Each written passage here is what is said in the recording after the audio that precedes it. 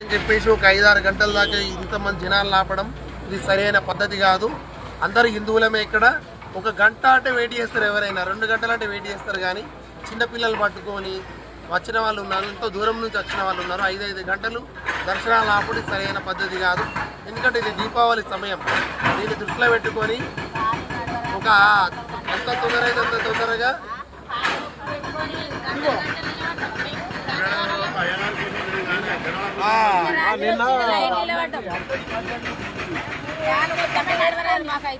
ఈరోజు ఉదయం నుంచి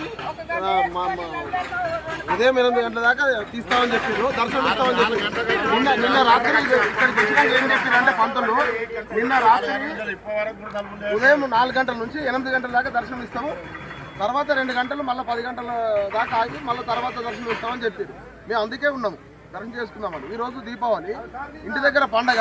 ఇక్కడ చూస్తే ఇక్కడ దర్శనం లేదు, ఇన్ఫర్మేషన్ లేదు, ఏం పాలక వర్గం ఉన్నది,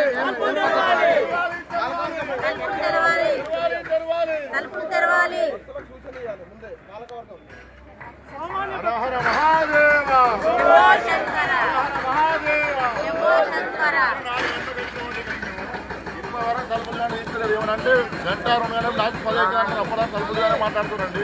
మరి వాళ్ళు ఒక్కరి కోసం ఉందా గుడి, జనాల కోసం ఉందా ఏం అర్థం కావట్లేదు. ఎవరు ఒక్కరి కోసం కాదు కదా గుడి, జనాలు అందరి కోసం కదా. ఏం చేయట్లేదు. బయట రాగా దర్శనం రావడం ఎంతవరకు కలుగుతుంది. చిన్నపిల్లలు పట్టుకున్నారు.